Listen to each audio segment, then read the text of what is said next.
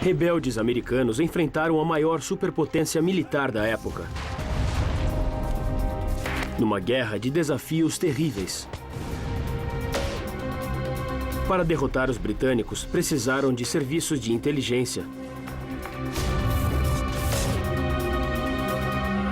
Vencer doenças. E achar novos caminhos de luta para sua causa revolucionária.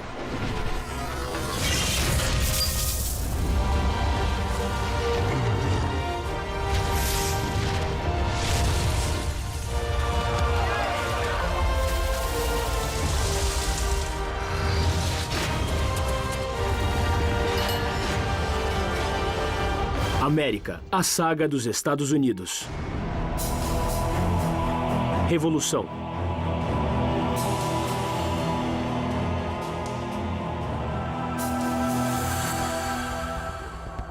Cidade de Nova York, portal da América do Norte. Hoje é a capital do mundo financeiro. Com população de 8 milhões de habitantes.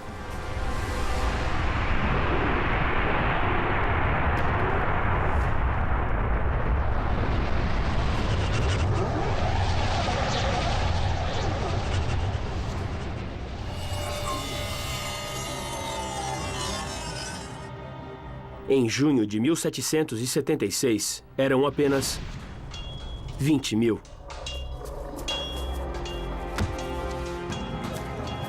E se preparavam para se defender contra a maior invasão terrestre da história americana.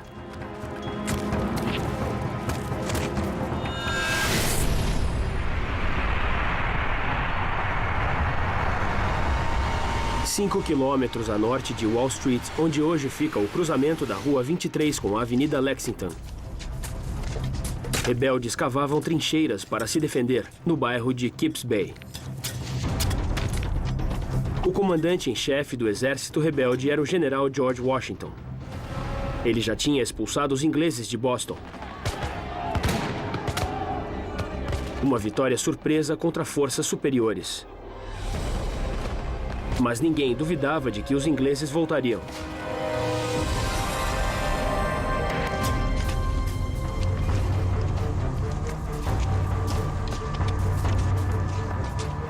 Rapidamente se aproxima a hora. Da honra e do sucesso desse exército depende a segurança de nosso país que sangra.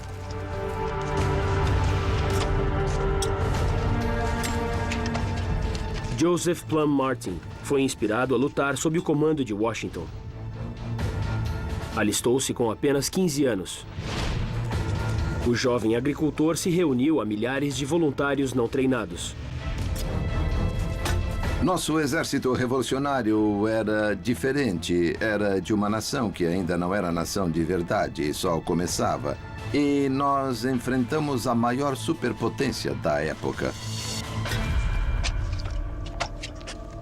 Os inexperientes recrutas de Washington estavam para enfrentar o mais bem equipado e mais poderoso exército do mundo.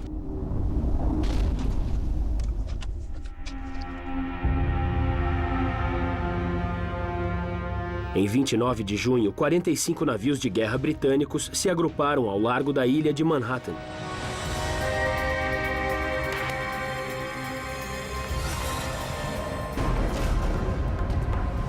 Esses navios eram as maiores máquinas de guerra da época.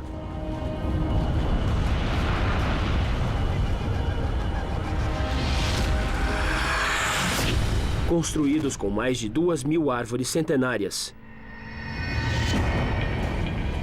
Cada uma levava centenas de soldados e estava armado com até 64 canhões pesados. Agora!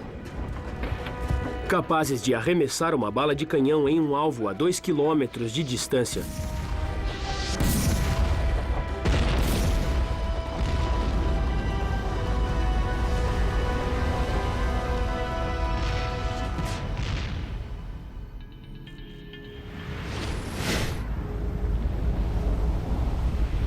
Outros 350 navios já haviam zarpado para se juntar a eles.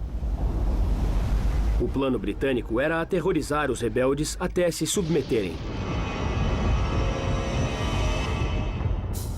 Mas isso os inspirou a resistir. Em 2 de julho, na Filadélfia, foi convocada uma reunião de emergência do chamado Congresso Continental, a recém-formada Assembleia constituída de 50 representantes das 13 colônias. Entre eles estavam radicais como Benjamin Franklin, Thomas Jefferson e John Adams. O que debateram foi nada menos do que uma alta traição, a total independência da Inglaterra. Isso era punido com a morte. Estamos em meio a uma revolução, a mais completa da história do mundo. Era o nascimento da democracia americana. Temos de esperar grande derramamento de sangue para chegar lá. Havia representantes que achavam que os rebeldes não tinham chance. Estamos para desafiar a tormenta em um barquinho de papel.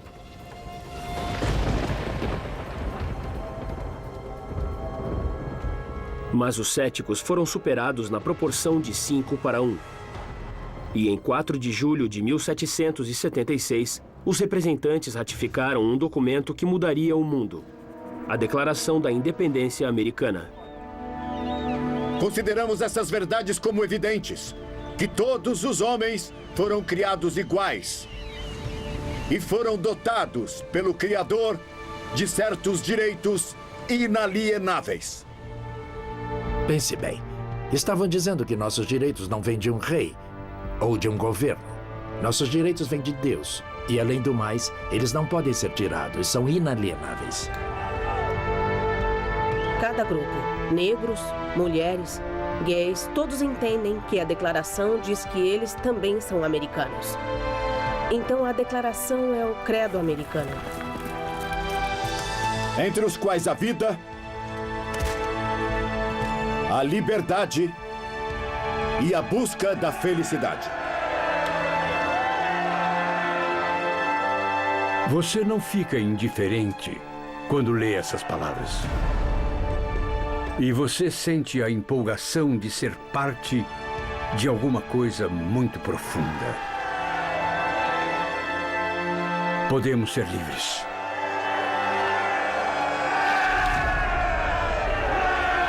Agora, soldados como Plum Martin lutavam pela independência.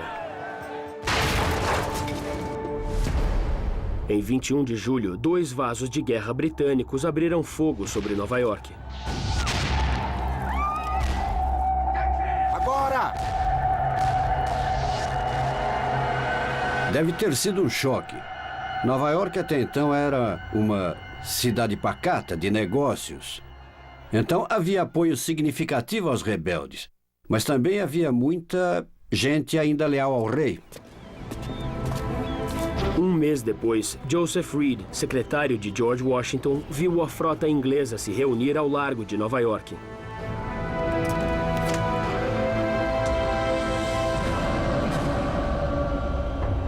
Eram mais de 400 navios, a maior força-tarefa naval inglesa até o dia D. –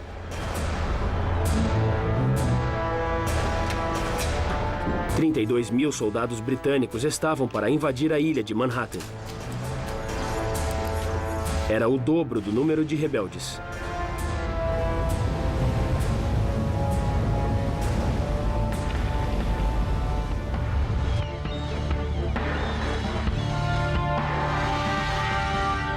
Reed ficou aterrorizado.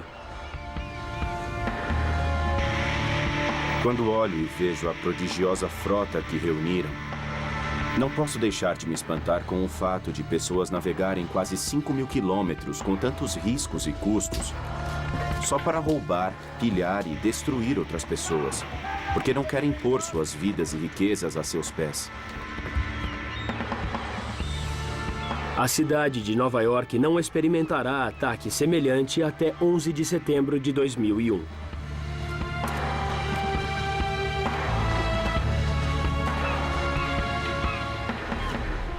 Mas os rebeldes acreditavam estar do lado certo. A diferença para mim era que o exército inglês lutava por um rei, mas os americanos lutavam por suas vidas. Plum Martin foi um dos 500 homens de guarda em Kips Bay. Dê uma olhada.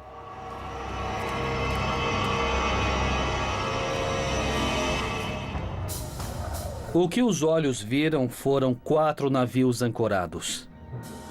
Estávamos ao alcance dos mosquetes deles. Phoenix. Eu lia claramente o nome do navio, apesar de estar abaixo da popa. Rolar canhões! Vamos com isso, vamos! Vamos!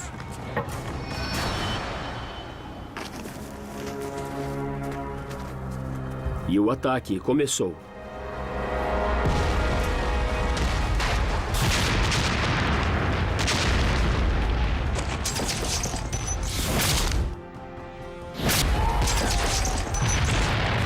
Em setembro de 1776, Nova York estava sob ataque. Leve isto! Já!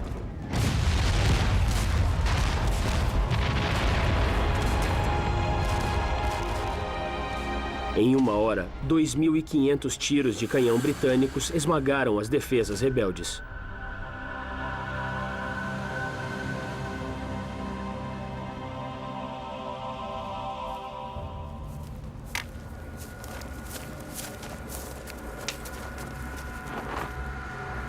Quatro 1.000 soldados britânicos atacaram Manhattan. Um casaco vermelho britânico tinha, em média, 6 vezes mais experiência de combate do que um rebelde.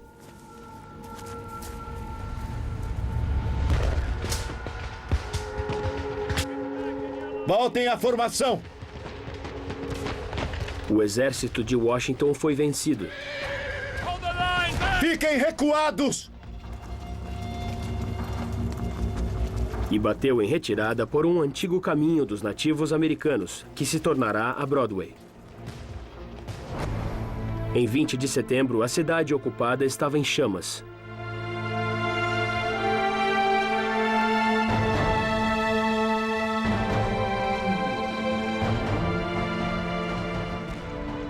Ninguém sabe quem começou o fogo, mas em 2 dias, 1/4 da cidade estava destruído.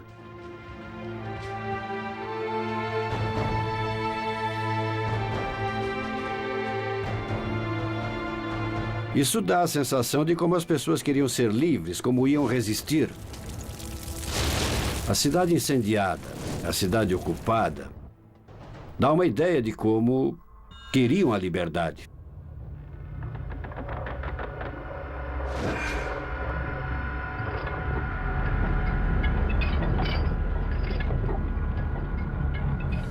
Milhares de rebeldes prisioneiros de guerra foram atirados em navios-prisão no porto de Nova York.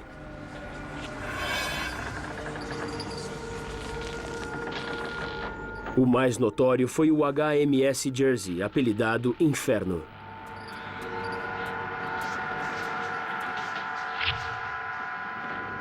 Um prisioneiro foragido, Robert Sheffield, registrou sua experiência.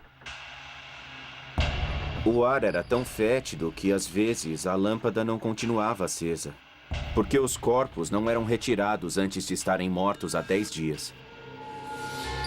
9 entre 10 prisioneiros morreram.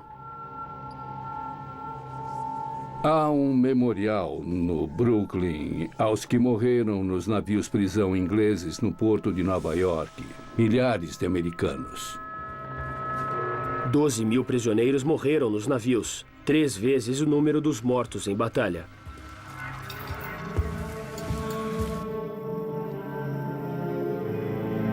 A perda de Nova York foi a primeira derrota de Washington como comandante em chefe.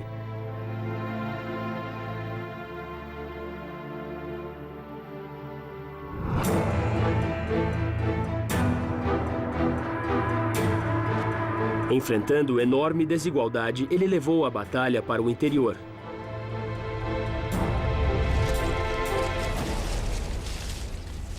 Com isso, ele iria revolucionar a guerra no século XVIII, com novas armas, novas regras de combate e um novo tipo de soldado. Vamos matar uns casacos vermelhos. Em junho, um novo exército britânico de 8.000 homens desceu do legalista Canadá.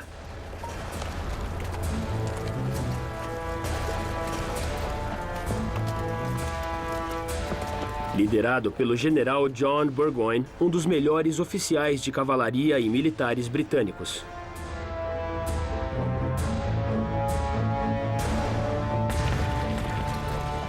Burgoyne foi para o sul, acompanhando o rio Hudson.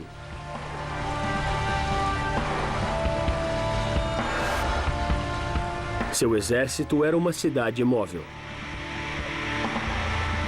Os soldados eram acompanhados por 2.000 mulheres, entre ajudantes e esposas.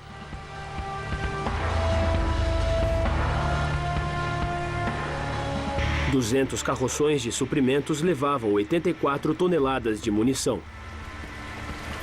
assim como prataria e porcelana para as refeições dos oficiais. O plano de Burgoyne era simples. Ele caminharia 270 quilômetros para o sul, de St. John, no Canadá, até Saratoga, no interior profundo da colônia de Nova York. Dali, ele se ligaria às tropas britânicas vitoriosas da cidade de Nova York, cortando as colônias em dois. Mas desde o início, o avanço de Burgoyne foi cheio de dificuldades. O problema é que estavam no que podemos chamar de campanha de contra-insurreição, e a passagem deles pelas terras e as ofensas que impingiam aos fazendeiros criavam inimigos em todo lugar. Washington passou a usar uma tática quase sem precedentes na Europa: a guerra de guerrilha.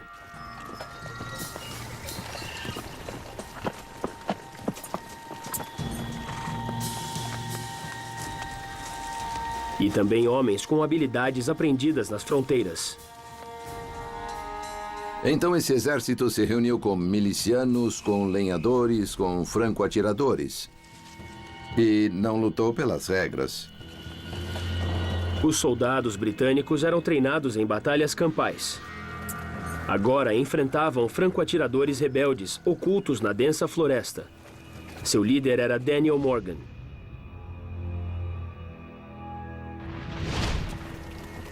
Designado por Washington como coronel de uma tropa de elite de 500 fuzileiros.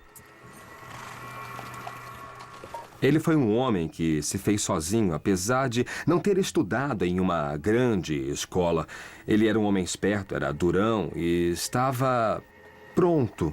E queria muito subir quando viesse a hora. Era o homem perfeito para usar na hora certa. O caminho de Burgoyne o levou a densas florestas.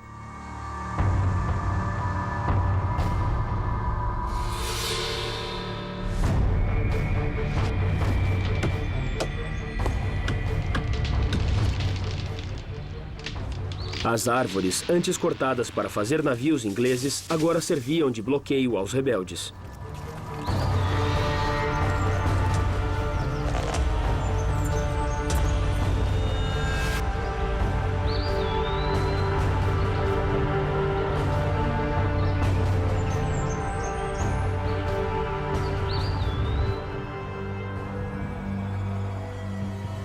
Os britânicos se tornaram alvos fáceis e seu avanço foi reduzido a 1,5 km por dia.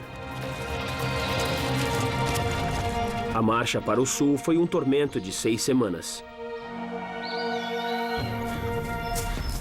Mas os franco-atiradores tinham mais do que o terreno a seu favor. Os homens de Morgan estavam armados de rifles longos, leves e com um cano de pelo menos 1 metro de comprimento, disparavam balas de calibre 50 ou 12,7 milímetros. Baseados numa arma de caça alemã, os fuzis tinham uma inovação exclusiva. Estrias dentro do cano faziam girar a bala, o que a estabilizava e lhe conferia uma precisão mortal. Armado com esse fuzil, o atirador podia atingir um alvo a 250 metros de distância, o dobro do alcance do mosquete inglês.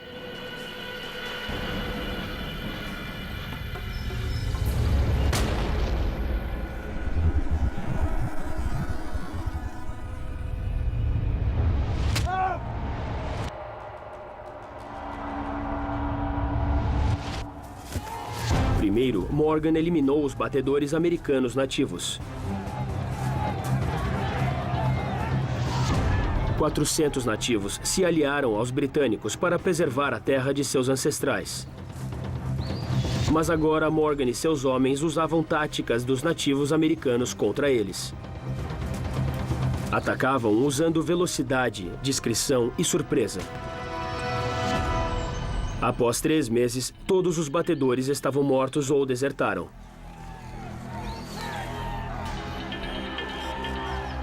Levaram com eles seu conhecimento do terreno.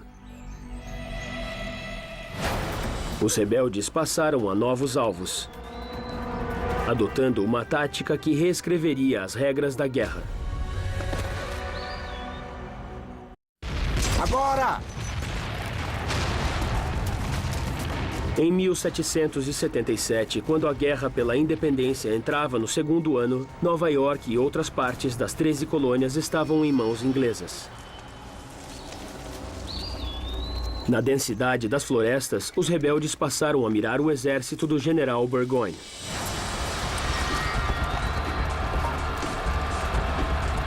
Seus homens estavam sob o fogo de franco-atiradores rebeldes, que usavam uma nova e controvertida tática.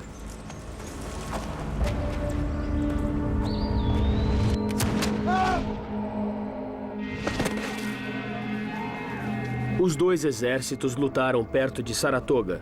Ali, os rebeldes quebraram as regras da guerra no século XVIII e começaram a atirar em oficiais britânicos. O plano era deixar os soldados sem liderança.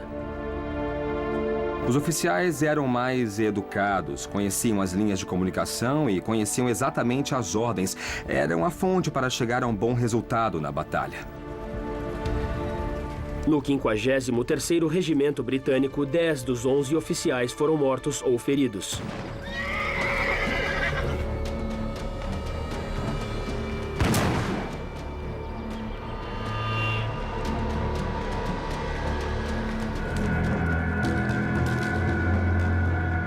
Isso pôs os britânicos na defensiva.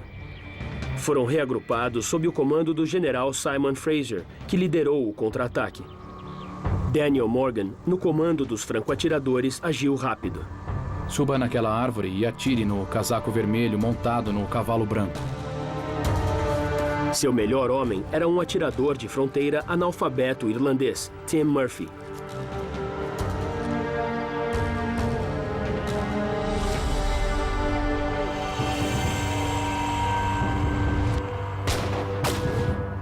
Ele errou o primeiro tiro. Para a esquerda! O segundo passa de raspão no cavalo. Tá muito alto. Recarrega, vai! Vamos acertar!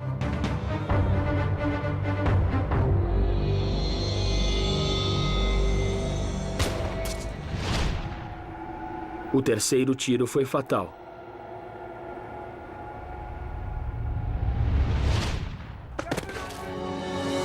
Pode-se dizer que quem quer que tenha atirado a bala que matou Simon Fraser fez tanto quanto qualquer pai da pátria para constituir a independência americana. Sem liderança, os britânicos perderam 1000 homens. O dobro das perdas rebeldes.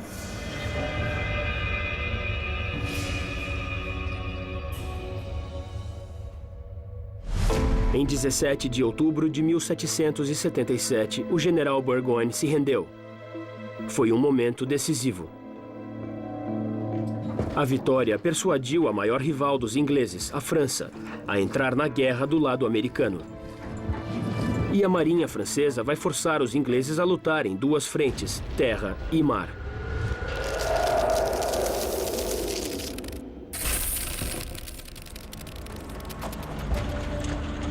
A aproximação do inverno faria o exército de Washington enfrentar seu maior desafio, em Valley Forge, na Pensilvânia.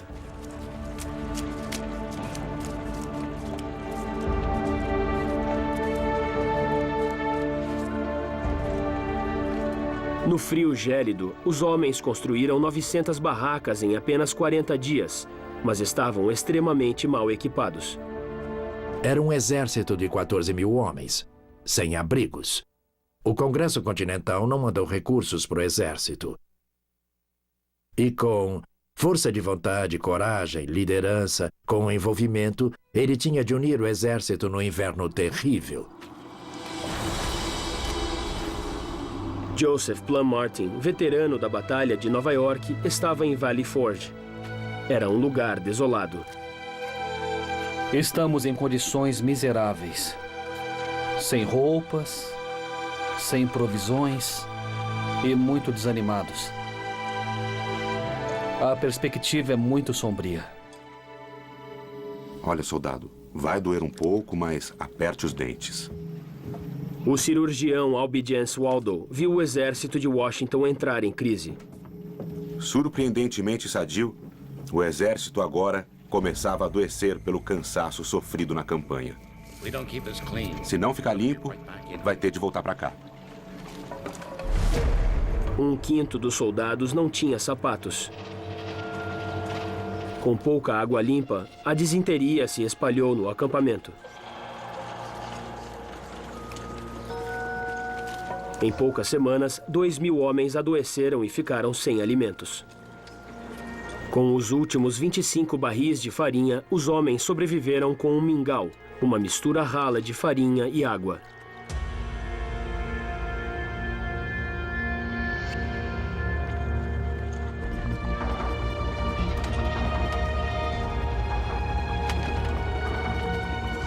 Quase 60% dos recrutas eram de condenados, escravos livres e imigrantes.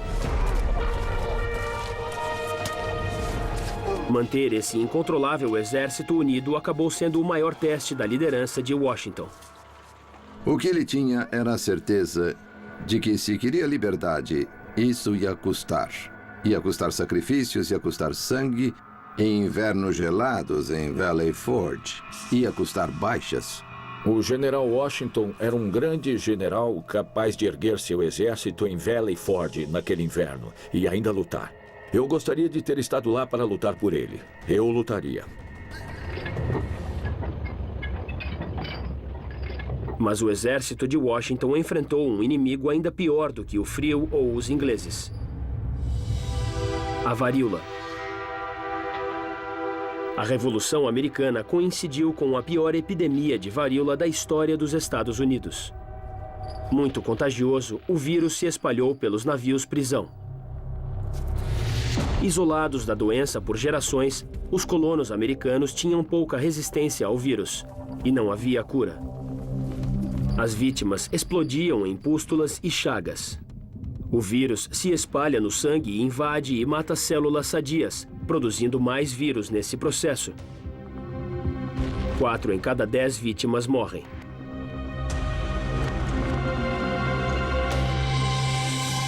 Quando a varíola chegou a Valley Forge, rapidamente se espalhou pelo amontoado de barracas. Tendo sobrevivido à varíola quando criança, Washington decidiu fazer uma aposta. Foi um dos mais ousados experimentos da história militar americana. Seus cirurgiões tinham ouvido falar de vacinação em escravos africanos. Colheram pus de uma vítima da varíola.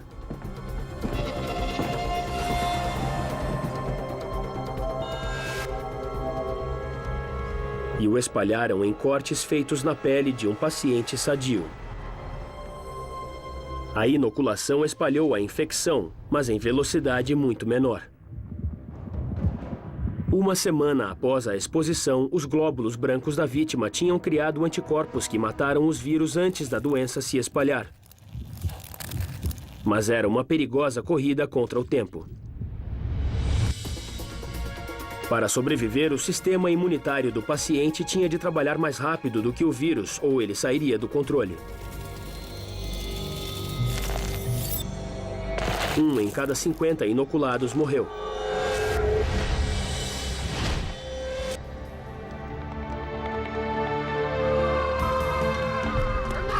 Para a maioria, a aposta de Washington compensou. Novos casos de varíola caíram de vários milhares para poucas dezenas.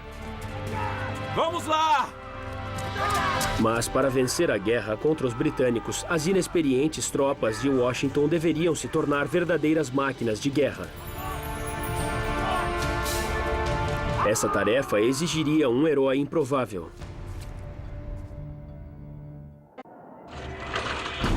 Em 1778, após ter sobrevivido ao surto de varíola em Valley Forge, o exército rebelde americano recebeu um novo recruta. Washington esperava que ele mudasse o curso da guerra. O barão von Steuben era um ex-oficial do exército prussiano, um soldado de elite cuja carreira foi arruinada por sua homossexualidade.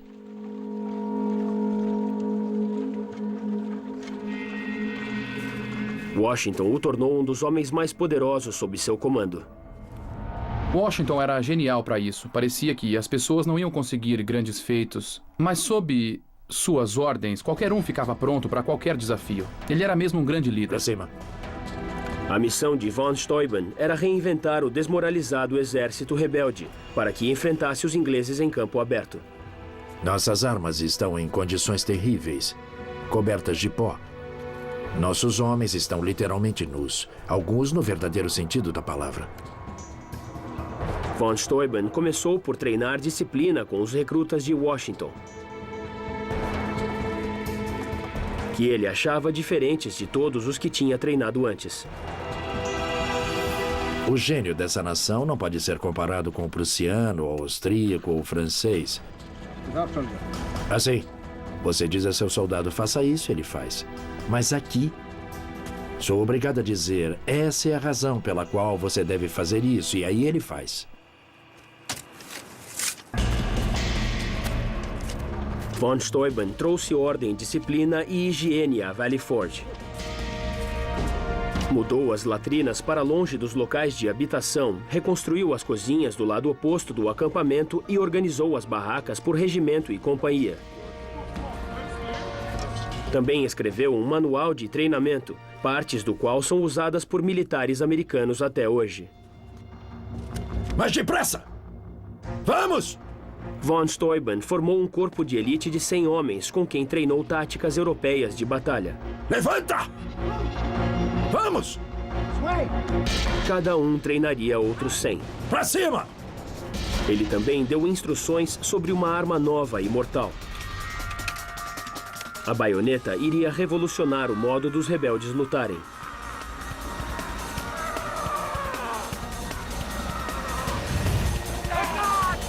Adicionar uma lâmina a um fuzil tornava possível o combate corpo a corpo sem ter de recarregar. Mas, talvez a coisa mais importante, von Steuben inspirou nos rebeldes um novo espírito. Bem, podemos falar de armas e de como armas mudam a cara da guerra. Isso é totalmente verdade. Mas a maior arma que você terá está bem aqui. Homens como Plum Martin saíram de Valley Forge matadores altamente habilitados. Enquanto eram retreinados, outra guerra secreta estava em curso na Nova York ocupada.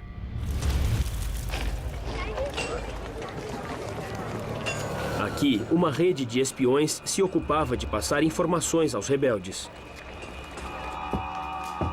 Seu líder era o próprio George Washington. Um homem que entrou na nossa história como alguém incapaz de dizer uma mentira, teve sucesso como comandante, em grande medida por sua capacidade de enganar. Um general inglês dirá mais tarde que Washington não venceu seus inimigos, mas os espionou melhor. Essa guerra secreta chegou ao auge quando os aliados franceses corriam para o desastre. Em Nova York, estimava-se que 20% da população continuava leal à coroa. O preço das mercadorias tinha subido até 800%. Uma de cada 5 jovens era prostituta.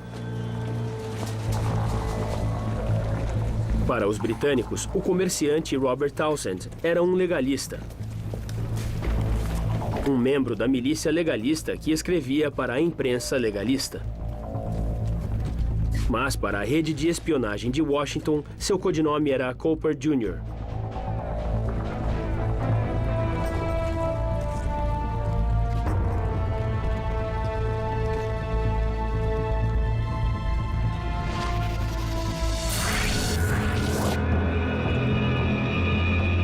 Em julho de 1781, Nova York fervilhava de boatos.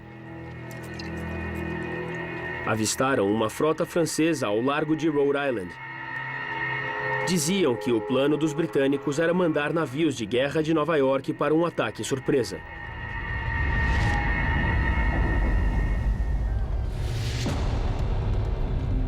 Cooper Jr. devia informar Washington para ele tentar deter a frota britânica. Os espiões usavam tinta invisível, uma fórmula desconhecida dos britânicos. Feita com ácido gálico, seu conteúdo só aparecia quando o papel era pincelado com sulfato de ferro.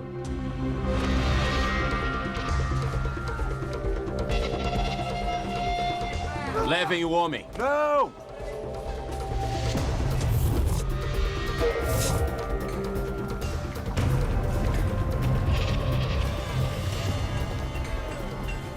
O elo seguinte da corrente era Austin Rowe, um dono de taverna de Long Island.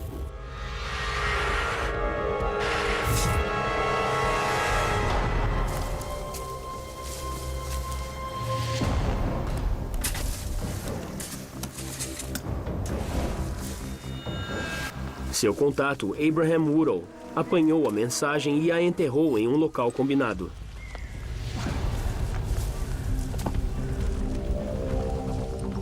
Outra agente, Anne Smithstrong, depois usou sua roupa lavada como código secreto, que avisou um marinheiro, que pegou a mensagem e a levou a Washington.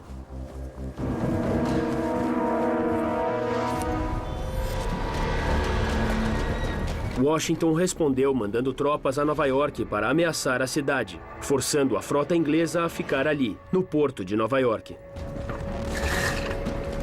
A frota francesa se afastou para fora de perigo e teria um papel crítico na próxima fase da guerra. Agora, apoiado pela frota francesa, o exército de Washington estava finalmente pronto a enfrentar os ingleses em campo aberto. Vamos! Em outubro de 1781, após 6 anos de uma guerra que os ingleses acharam que ia durar 6 meses, a Revolução Americana chegou a seu ápice em Yorktown, Virgínia.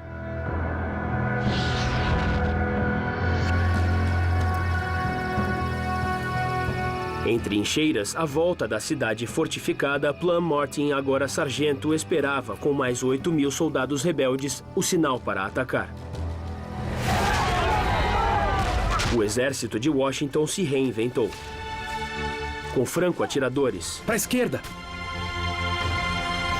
Com treinamento, disciplina e novas armas.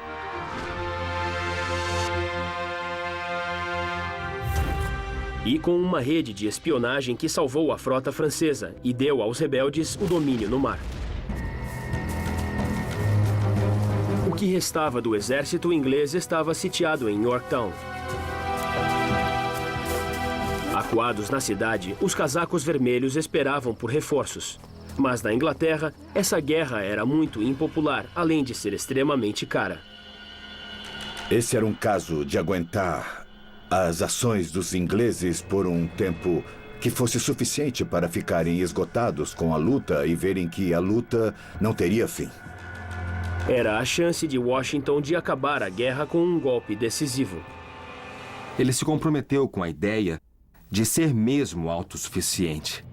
A América era um sonho e o único modo de realizá-lo era comparecer e dar o melhor de si nesse momento e não parar até dar a esse sonho uma real existência. Plum Martin estará entre os primeiros da linha de frente. Vá com Deus.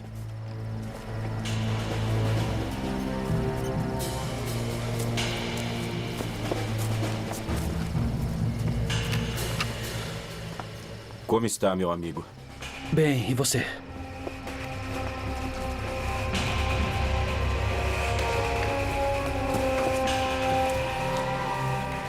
Vou verificar.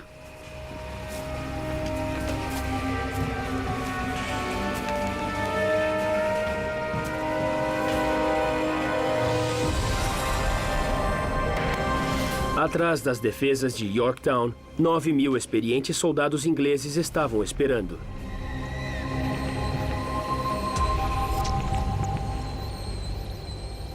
Estavam protegidos por uma série de postos avançados de canhões chamados fortes. Em 14 de outubro, só restavam 2 fortes. Se fossem apanhados e se os canhões fossem voltados contra Yorktown, os ingleses teriam de se render. Como estão as coisas? Chegou a hora.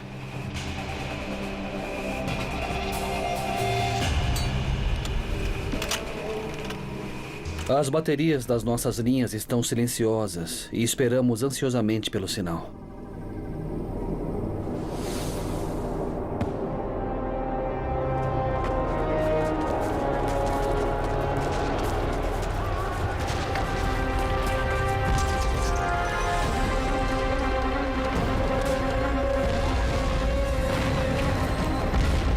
Os rebeldes correram 100 metros em direção às linhas inglesas, sob fogo e uma chuva de granadas.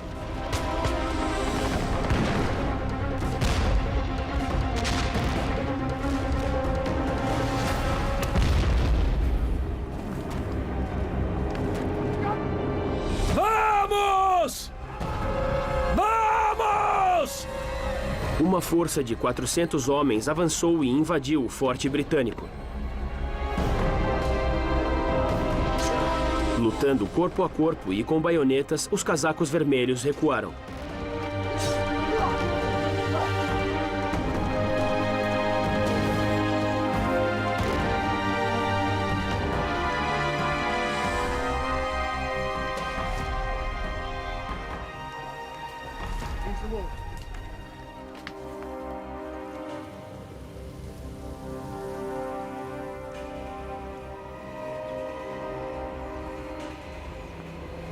Imediatamente depois que o combate cessou, fui ver o que tinha acontecido com meu amigo ferido.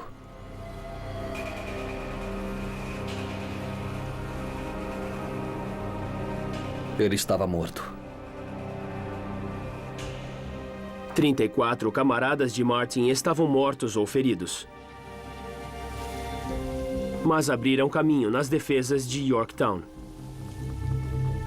2 dias depois, os britânicos se renderam e começaram a negociar a paz. Após 6 longos anos de luta, os rebeldes conseguiram o impossível.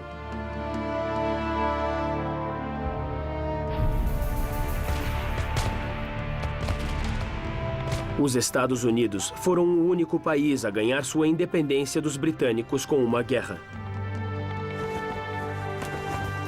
Em 30 de abril de 1789, Washington foi empossado como o primeiro presidente dos Estados Unidos da América, sob a nova Constituição. A liberdade cobrou seu preço. Mais de 25 mil homens perderam a vida na batalha pela independência. Mas uma nova nação nasceu.